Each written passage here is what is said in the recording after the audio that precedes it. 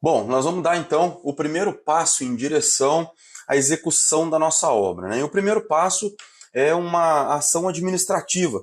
A gente vai dar uma olhada aqui agora na abertura da CNO. E o que vem a ser a CNO, né? Eu queria fazer um parênteses aqui e dizer para vocês que tem um módulo completo sobre INSS, que se chama INSS na Prática. Tá? Dá uma olhada lá nesse módulo bônus e tem vídeos completos, verdadeiras aulas conceituais sobre como que funciona o INSS, a CNO, as vinculações, né? Tem tudo lá para você poder entender em detalhes. Aqui nós vamos ter uma visão do ponto de vista do empreendedor, do construtor, de como que isso aqui funciona, né? O que vem a ser a CNO, né? O CNO, o Cadastro Nacional de Obras. Eu fiz uma pesquisa e conversando com um advogado previdenciário, existe uma história aqui que é o seguinte, no início, né? A primeira legislação que surgiu sobre isso foi em 1979, tá? E por quê? A construção civil emprega muita gente no país, tá? E é uma área de atuação que até hoje é muito informal. Se você desconsiderar as grandes construtoras, que procuram, que eu acho que a grande maioria trabalha certinho, né? Com contrato de trabalho, seja CLT, MEI, prestação de serviço, a grande maioria das obras acaba sendo de particulares. E essas obras não tem lá certinho o contrato de trabalho. E essas pessoas que vão lá executar, o pedreiro, o empreiteiro, não fazem o seu recolhimento de INSS, mas eles acabam usando o sistema de saúde, a rede de proteção previdenciária, quando eles se machucam, afastam, por exemplo. E as pessoas que trabalham na construção civil costumam utilizar muito esse sistema. Se você comparar, por exemplo, uma pessoa que trabalha numa farmácia com alguém que trabalha na construção civil, quem que tem a maior chance de parar no hospital machucado, doente ou que de repente tem um afastamento, né? Claro, na construção civil os acidentes são mais recorrentes, né? Não tem tanto controle, é um ambiente mais informal, ponto, né? E o INSS então enfrentou esse problema, com muita gente utilizando o sistema de saúde sem ajudar o financiamento desse sistema. A partir daí, então, eles criaram, dentro da construção civil, na fase de regularização, logo depois do processo de habite, né, a obrigatoriedade de se obter uma CND, uma certidão negativa de débitos, daquela obra especificamente, para você conseguir regularizar o seu imóvel no cartório de registro de imóveis. Tá? Para poder fazer a obtenção da CND, qual que é a lógica histórica desse negócio? Né? É que se você fez os recolhimentos, vamos imaginar, você está lá construindo a sua casa, você contratou um pedreiro ali, CLT, por exemplo, para poder tocar a sua obra. Você fez os recolhimentos de INSS dele. Você vai fazer aquela comprovação ali com a Receita. Teoricamente, tá? Conceitualmente é isso. Olha só a Receita, eu fiz os recolhimentos de INSS da minha obra, está aqui o projeto aprovado, está aqui a mão de obra que eu utilizei e os recolhimentos de INSS. A Receita Federal, então, fornece a CND. A lógica é essa até hoje, tá? E é por isso que nasceu esse mecanismo da CND. Até pouco tempo atrás, era o que a gente chamava de matrícula SEI, que é o cadastro específico do INSS. E essa legislação mudou, acho que em 2018, para a CNO, que passa a ser um cadastro mais efetivo. Tá? Porque antigamente, não na SEI, mas quando a legislação surgiu, você não tinha obrigatoriedade de fazer vínculo com a sua obra. Você imagina só, você pode simplesmente comprovar um INSS de alguém lá, dizer que é da obra e a Receita fica ali perdida no meio desse caminho. Então, qual o mecanismo que eles criaram? Pô, vamos criar aqui então um número de cadastro para uma obra, aquele INSS recolhido para aquela obra tem que ser vinculado a esse número de cadastro. Então, esse número de cadastro vai monitorar todo o INSS que é recolhido para cá. Muito bem. E se a pessoa não fizer o recolhimento durante a obra? Não tem problema. A gente faz aqui uma forma de recolher nesse momento. Então, o que a Receita faz, né?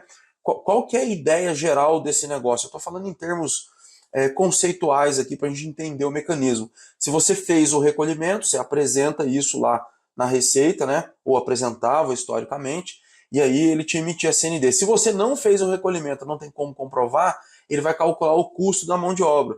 Porque nós sabemos, assim, via de regra, se é uma obra em concreto armado, alvenaria estrutural, a alvenaria estrutural muda um pouco, mas se é uma obra convencional, cerca de 40% do custo é mão de obra. Partindo desse valor, você consegue fazer uma inferência e ter ali um valor de INSS aproximado que deveria ser recolhido. Para isso, a Receita precisa, então, esse processo é desenvolvido na Receita Federal, né? A Receita Federal, então, precisa do projeto aprovado na Prefeitura. Ela vai pegar lá o projeto aprovado, vai pegar no quadro de áreas, vai ver a área total da obra, vai multiplicar pelo custo daquela obra, que é um custo desenvolvido por eles, tendo como referência o CUB lá do Sinduscom, então é um número que tem um fundamento técnico, né? Eles multiplicam pela área construída, tem lá as atribuições de área, enfim, mas via de regra é isso, para a gente aqui poder entender a área construída versus o custo da obra, chegam num valor absoluto de obra, um percentual daquilo é mão de obra, então eles fazem uma inferência ali, poxa vida, se isso aqui foi mão de obra, então X% é INSS, eles majoram esse valor, lógico, e dão a guia para a gente pagar. Assim, ó, esse aqui é o recolhimento de INSS, né? Mas aí você pode dizer assim, Thiago, mas aí então não é um recolhimento que vai ser direto para aquela pessoa que trabalhou ali na obra. Não. Quando a gente faz o recolhimento direto para o funcionário, CLT, o prestador de serviço para o MEI, ele é direto para aquela pessoa, né? Ele é individual. Quando a gente faz o recolhimento via aferição indireta, que é esse segundo método, que quando você não comprova, esse recurso que você paga vai para o fundo previdenciário e ele vai cobrir a rede de assistência. O que é a rede de assistência?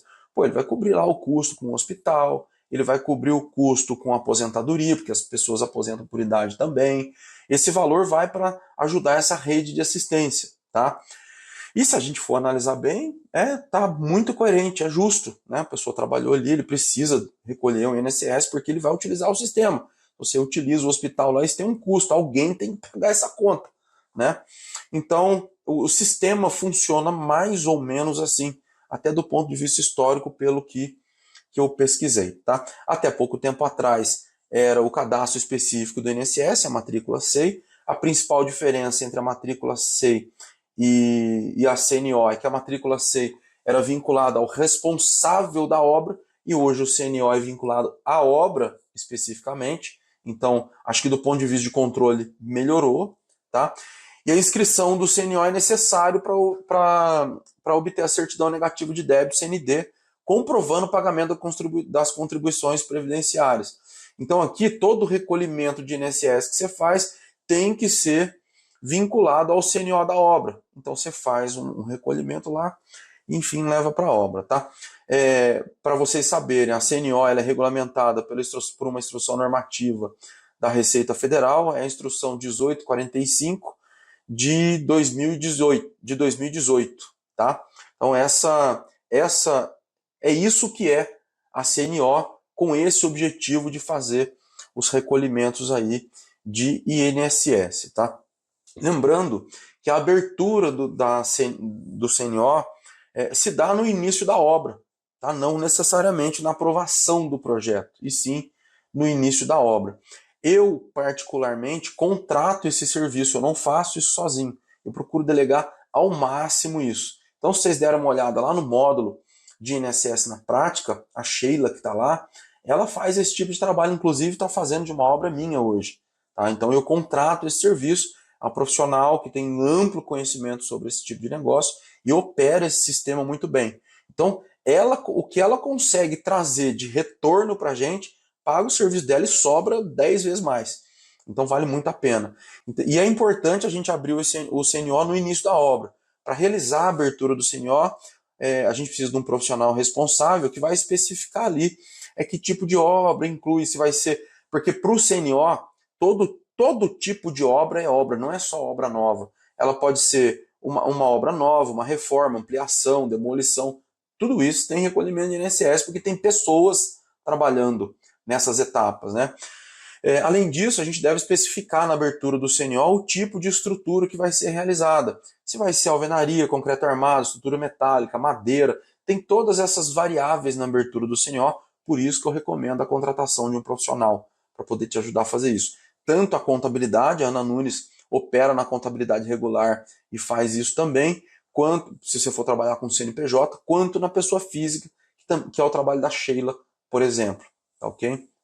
Esses detalhes são essenciais para que a Receita consiga utilizar essas informações e enquadrar corretamente a obra, tá? Para poder calcular as contribuições previdenciárias e facilitar a contribuição. Então, esse é um pouquinho de história aí do CNO, o motivo que a gente tem que abrir, tá ok?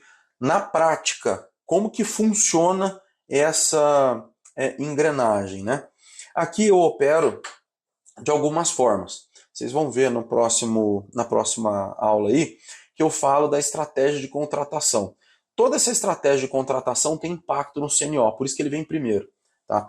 Então eu contrato funcionário CLT, que é aquele cara que vai ficar na minha obra do começo ao fim por muito tempo, tem característica de CLT, ele tem subordinação, horário de trabalho, enfim, tem salário fixo e tudo mais. Quando a gente contrata o CLT, a gente tem ali aquele contrato de trabalho e tem o recolhimento de INSS mensal. Tem outros tributos lá também que a gente recolhe, mas vamos falar especificamente do INSS. Então, dentro do escritório de contabilidade, tem a parte do RH.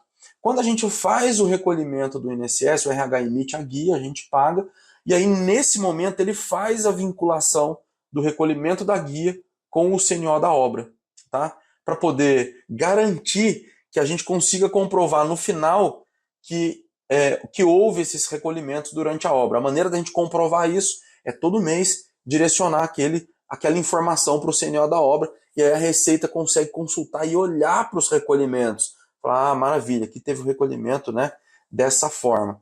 Tem uma coisa muito importante aqui, eu já vou avançar, vou falar do MEI e do prestador de serviço, que é o seguinte: vamos levar em consideração que esse é um sistema inteligente e que, de alguma forma, você pode ser auditado por isso. Tá? E se, de repente, alguma pessoa ir agir de má fé com relação ao recolhimento do CNO, ela vai ser punida. O que não pode acontecer é nós lá fazendo o nosso trabalho de boa fé, errar num registro desse e ser punido por conta disso. O que eu quero dizer com isso? Tá? Eu já vou explicar como que funciona a lógica aqui da contabilidade regular, vai ter uma aula da Nanune sobre isso, mas é o seguinte: você imagina que nós estamos numa posição de fiscalizar um negócio desse, tá?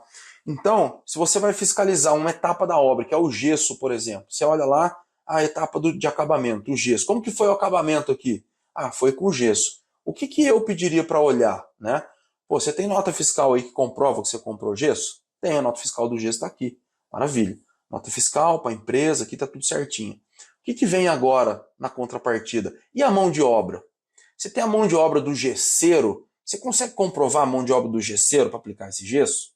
Ah, não, na verdade era o meu ajudantão lá, que era o cara que aplicava o gesso. Está errado.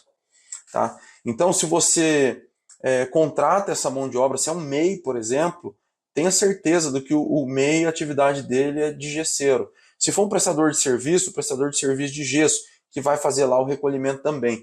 Então a gente tem que ter isso numa linha cronológica que funcione bem. Se naquele momento você está fazendo a alvenaria, naquele período você tem nota fiscal de bloco, você vai ter que ter uma nota fiscal de mão de obra que comprove a mão de obra de alvenaria, do pedreiro, ou de uma empresa que presta serviço de alvenaria, entendeu? E aí você vai fazendo essas comprovações, material e mão de obra, né? Material e mão de obra. Isso é um pouco da prática do negócio, de como funciona, tá?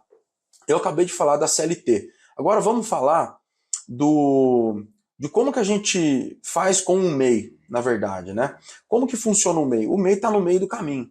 Ele emite nota como um prestador de serviço, mas tem um recolhimento de INSS igual do CLT. O que quer dizer isso? Nós, contratante, é que pagamos o INSS do MEI. Então eu vou dar o exemplo do meu eletricista, tá? Olha só que exemplo bacana. Eu tenho uma nota fiscal de conduíte. Naquele mês que eu tenho a nota fiscal do conduíte, eu consigo comprovar com uma nota fiscal de eletricista, tá, que eu executei aquela atividade elétrica. O eletricista vem, executa aquele trabalho, emite a nota dele de MEI para a gente envia essa nota para o RH lá na contabilidade, o RH analisa aquilo, emite a guia de INSS para a gente pagar, a gente faz o pagamento de INSS. E cada nota de cada serviço tem uma alíquota diferente, porque cada profissão tem uma alíquota diferente, de acordo com os riscos, de acordo com, enfim, uma série de fatores. Eu sei que do eletricista é 20%. Então, se eu combinei com o eletricista um preço de R$1.000, ele vai emitir para mim uma nota de R$ 1.000, eu vou pagar R$ 1.000 por eletricista e tá feito o negócio aqui. O eletricista vai cuidar da vida dele, eu paguei os R$ 1.000 dele, tá tudo certo. Ele emitiu para mim uma nota de R$ 1.000. Eu encaminho essa nota para o meu RH no contador e ele vai me emitir uma guia de INSS de R$ 200 para pagar. Eu vou pagar essa guia, ele vai fazer a vinculação com o CNO e pronto. Gerei a vinculação dessa mão de obra. E o serviço do eletricista ficou, na verdade, R$ 1.200, porque foi 1.000 da mão de obra e 1.000 do INSS, certo? Agora, do prestador de serviço, como é que funciona, né? Eu tenho um exemplo aqui para mostrar para vocês já já. O prestador de serviço, a gente contrata o serviço, ele vai vir com a mão de obra dele, vai executar aquela atividade, vai emitir a nota, nós vamos pagar o prestador de serviço, que é uma empresa, ele lá vai fazer o recolhimento de INSS dele, da mão de obra dele, e ele vai fazer a vinculação para a gente no nosso CNO. E para isso nós temos que enviar a matrícula do CNO para ele, tá? Para ele poder pegar os dados lá e fazer essa vinculação. Inclusive o CNO vem descrito na nota fiscal dele para a gente. Tá? O nosso CNO vem descrito na nota fiscal dele. Tá? Então acontece dessa forma. Então nós falamos aqui do CLT, que a gente contrata o funcionário que vai ficar do começo ao fim, o salário é fixo, tem todas as características de CLT, a gente paga o INSS desse funcionário e faz a vinculação com o CNO. Nós falamos do MEI. O MEI está entre o prestador de serviço e o CLT. Ele vem trabalhar com a gente, emite a nota, a gente paga ele vai embora, eu levo essa nota para o RH vai ver a alíquota daquele serviço, emitir a guia de INSS para mim, eu vou pagar, e o nosso RH, o meu RH, vai fazer a vinculação com o CNO. Perfeito. Contratei o serviço vem, a empresa prestadora de serviço, executa o trabalho, emite a nota de serviço para mim, eu vou pagar esse prestador de serviço e vou junto fornecer para ele a matrícula do CNO. O que ele vai fazer? Ele vai recolher o INSS dele lá e vai fazer a vinculação daquele INSS utilizado na obra com o nosso CNO. Ele vai fazer tudo isso lá e vai fornecer a nota para a gente com a descrição do CNO ali no corpo da nota. Já vou mostrar para vocês. Beleza? Então, na prática, é assim que funciona. E por isso que a gente tem que ter isso muito bem planejado agora, porque a partir do momento que eu contratar a primeira mão de obra para entrar na obra, eu já vou fazer isso, já vou fazer as vinculações. Tá? Como que funciona para a gente aqui na prática esse negócio? Se eu sou pessoa física, eu vou fazer o pagamento do INSS pela aferição indireta. Se eu não paguei nada durante a obra, beleza, vou chegar lá, o INSS vai fazer aquela conta, ele vai pegar o projeto aprovado, o custo, multiplicar, chegar num valor de mão de obra, num valor de alíquota do INSS, emitir a guia para você pagar, você vai pagar e acabou. Como pessoa física, tem como diminuir esse valor. Você vai pagar alguma coisa como pessoa física, ponto. Mas tem como você diminuir. Você contrata um serviço de alguém que trabalha com regularização de obra, igual a Sheila, por exemplo, lá no módulo do INSS na prática, e ela tem lá uma estratégia para traçar com a gente, pessoa física, do quanto que a gente tem que recolher de INSS durante a obra, que seja vantajoso para a gente, que comprove o recolhimento para o INSS. Beleza? Qual que é o outro formato? Contabilidade regular. Aí é com a Ana Nunes, dentro da contabilidade profissional da obra. Aqui, fazendo contabilidade regular, a gente não paga nada de INSS no momento da obtenção da CND. Por quê? Como que funciona esse negócio? Importante entender isso aqui. Vocês lembram que na pessoa física, o INSS ele vai pegar o custo da obra, multiplicar pelo projeto para chegar num valor de obra? Esse custo é o CUB lá, certo? É o CUB do INSS, né? Não é exatamente o CUB, mas vamos dizer que é isso. Aqui na contabilidade regular é diferente. Na contabilidade regular, nós fazemos o CUB da nossa obra. Somos nós que produzimos esse valor para a Receita. E como que nós fazemos isso? Toda compra que a gente fizer, a gente tem que comprovar com nota fiscal e entregar para o contador. O contador vai fazer o registro de toda compra que a gente fizer, mais o registro da nossa mão de obra. Então, no final das contas, nós vamos conseguir comprovar o seguinte: Receita, olha aqui, essa aqui foi a capitalização dos meus investidores durante a obra, todo mês a capitalização dos investidores, as entradas de dinheiro. Todo mês a gente teve saída de recurso para comprar material e para pagar mão de obra. Então tá aqui todos os materiais que eu utilizei para poder executar minha obra, e está aqui toda a mão de obra que eu utilizei para poder executar minha obra. Se eu sou eficiente nessa execução, eu ganho com isso, porque eu consigo reduzir o custo da minha obra, eu consigo ser eficiente na execução, e com isso eu vou pagar menos INSS durante a obra, eu vou consumir menos materiais e não vou pagar CND do mesmo jeito. Se eu for ineficiente durante a obra, eu vou gastar mais mão de obra, vou gastar mais material, vou ser ineficiente, e da mesma forma eu não vou pagar a CND no final se eu comprovar tudo. Então, quanto mais eficiente eu for na gestão dos meus projetos, mais eu consigo economizar com tudo. Qual que é a diferença dos dois mundos, né?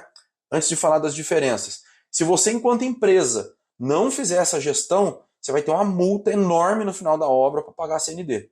Vale mais muito a pena mesmo, você fazer contabilidade regular, contratar um escritório igual da Ana Nunes, especializado em construção civil, que só a economia que ela gera para você, em termos de pagamento de CND no final, paga o serviço dela, da obra inteira, e sobra dinheiro. Aí você vai ter uma obra com um gerenciamento empresarial de alto nível. Tá? Então essa é a diferença desse jogo aqui. Tá, ok? A diferença entre os dois é que justamente vale muito mais a pena a gente trabalhar como empresa, tá? Se a gente vai produzir, se a gente vai construir profissionalmente dentro da contabilidade regular. Tá? Especialmente se você for fazer vendas durante a obra, o risco diminui, tudo melhora se você faz contabilidade regular. Beleza? Vamos avançar aqui e falar então, mostrar uma CNO de uma obra nossa, né? Que a gente está executando, e a nota fiscal de um prestador de serviço para vocês entenderem como que funciona. Então essa aqui é a nota fiscal do Residencial Maria Morgado, tá, ok? Aqui a gente tem a data de início da obra, aqui o CNAE, né, o Código Nacional de Atividade Econômica da empresa, tá? Aqui a gente tem o número do CNO, tá vendo? O número de inscrição da obra, esse aqui que é o número de CNO, tá? Aqui a gente tem a situação que é ativa, país Brasil, Taubaté, aqui tem o CEP, o endereço direitinho, vamos para as outras informações aqui. Tá? O nome, Residencial Maria Morgado Empreendimento, CNPJ, é o vínculo proprietário do imóvel, a data de início e responsabilidade, é uma obra nova, não é demolição nem nada, né? É um residencial multifamiliar, ele descreve aqui, feito em alvenaria, tá vendo? Ó? Não é concreto armado, 480 metros, e esse aqui é a área resultante da obra. Muito bem, é a partir dessas informações que a Receita faz o acompanhamento da obra aqui. Agora vamos ver uma nota fiscal? Olha só, esse aqui é um prestador de serviço logo na nossa fundação lá, tá? Que prestou o serviço de hélice contínua para a gente. Isso aqui é uma das notas que ele emitiu, tá? Aqui está a parte de descrição de dados da nota, né? E aqui a gente tem a parte em que mostra o CNO. Serviço prestado de execução de estaqueamento tipo hélice contínua, monitorada, com 493 metros perfurados, com diâmetro de 250 milímetros. CNO da obra. Olha lá, o mesmo CNO, tá vendo? Ó, 90, 014, tralalá, proposta tal, relatório tal, medição, dados da obra. Rua, residencial, assim assado, condições de pagamento. Aí o valor de serviço, tralalá, enfim. Esse foi um exemplo de como que funciona na prática esses recolhimentos e vinculações. Não comece a sua obra sem ter feito a abertura do CNO. E recomendo, contrate um profissional que faça isso se você é pessoa física e leve esse tema para o seu contador se você é pessoa jurídica e faça contabilidade regular. Beleza? Deixa aqui embaixo as suas dúvidas. Valeu, obrigado e até a próxima aula.